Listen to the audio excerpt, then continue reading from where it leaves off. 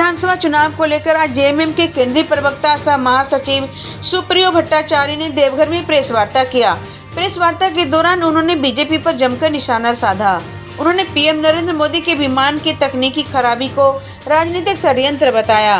उन्होंने कहा कि राजनीतिक षड्यंत्र के तहत लोकसभा के नेता प्रतिपक्ष राहुल गांधी का हेलीकॉप्टर को घंटों उड़ने से रोका गया। साथ ही उन्होंने कहा कि भाजपा के पास कोई मुद्दा नहीं है, इसलिए वो हमेशा बांग्लादेशी घुसपैठियों का झूठा आरोप हेमंत सरकार पर लगा रही है। झारखंड विधानसभा चुनाव में बीजेपी अपनी हार से घबरा गई है, इसलिए बीजेपी प्रत्याशियों के प्रचार प्रसार के लिए पीएम नरेंद्र मोदी, गृह मंत्री अमित शाह सहित कई शीर्ष नेता लगातार झारखंड में कैंपेन कर रहे हैं। बावजूद झारखंड में एक बार फिर महागठबंधन की हेमंत सोरेन की सरकार बनेगी। प्रेस कॉन्फ्रेंस के दौरान जेएमएम के देवघर जिला प्रवक्ता सुरेश शाह, अजय नारायण मिश्र, कांग्रेस नेता दिनेशानंद झा सहित जेएमएम नगर महासचिव प्रदीप चौधरी भी मौजूद रहे। आज देव दिवाली भी है, कार्तिक पूर्णिमा, गुरु नानक देव जी का प्रकाश उत्सव भी है। बहुत ही शुभ दिन है,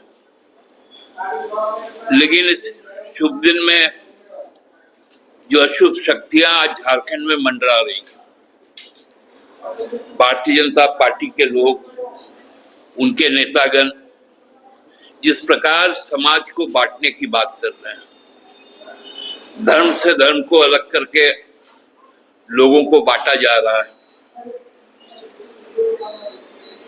पूरी शक्ति के साथ पहला फेज में जब पूरा झारखंड के 43 जगहों से आवाज आई कि हम भाजपा को नकारते हैं, उसके बावजूद भी आकर संथाल परगना और कोयलांचल के इलाके में जिस प्रकार का अपने वाक्यों से जो प्रदूषित कर रहे हैं माहौल, यह सीधा सीधे इंगित करता है कि अब इस राज्य का अब स्टेटस भी छीनने की तैयारी।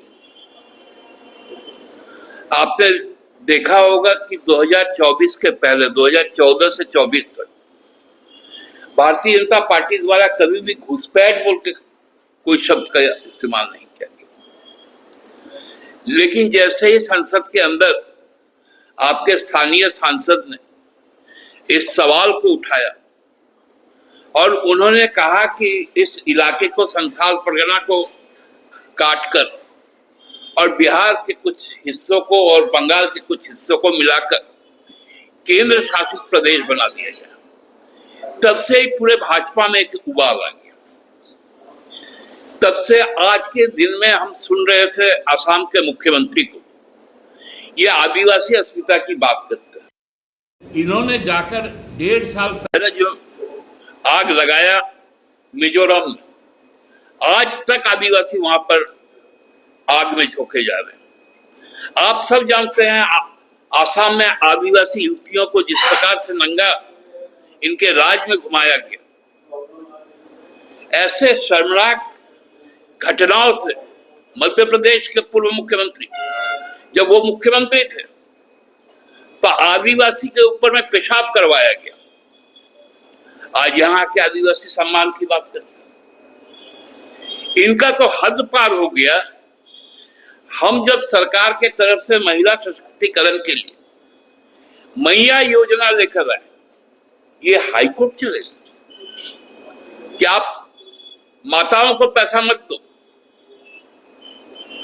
हाईकोर्ट ने कल भाजपा के उस साजिश का भी भंडाफोड़ किया। उन्होंने कहा कि नहीं, एक ईमानदार प्रयास। हम कहते हैं कि हम 2500 देंगे दिसंबर से। हमने जैसे आपात सेवा कभी भी रुकता नहीं। हम बार बार कहते थे कि चुनाव में अभी समय है, चुनाव को बाद में करवा लिया जाए, फिर भी इन्होंने चुनाव करवाया।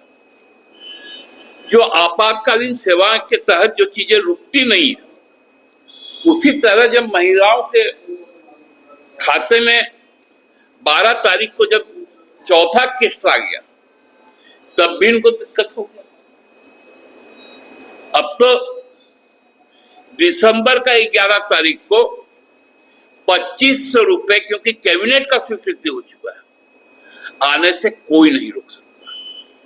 और ये कहते हैं हम 2100 देंगे। मैंने राज्य को खंडित करने का, राज्य में लोगों के बीच में बिखराव और जिस प्रकार से चीजें बताई जा रही वो बहुत ही चिंताजनक है। बाबा बैद्यनाथ है कि हम लोग आज तक बचे हुए हैं। राहुल गांधी के विमान को रोका गया है। मैं आपको कहता हूं कि ये सारी हरकतें चुनाव आयोग के संरक्षण में हो रहा है। अब बताइए, प्राइम मिनिस्टर हमारे देश का सर्वोच्च पद में बैठा हुआ व्यक्ति, शासनाध्यक्ष, उनका फ्लाइट में गड़बड़ी हो सकता है क्या?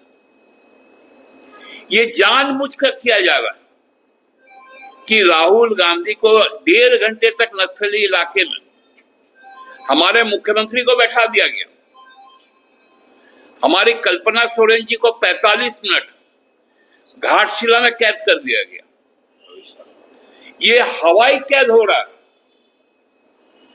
और इस पर तो जांच होनी चाहिए डीजीसीए की तरफ से। ये साधारण बात नहीं है कि प्रधानमंत्री का विमान खराब हो जाए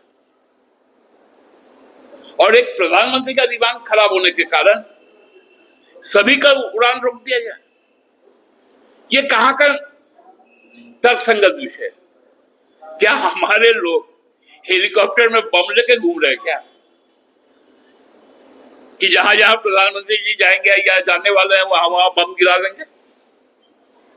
ऐसा बचकाना बात चुनाव आयोग कैसे देखता है? खुलेआम मॉडल कोड ऑफ कंडक्ट जो प्रैक्टिसेस हैं, भाषण देने का जो गाइडलाइन है, उसकी धज्जियां उड़ाई जा रही है।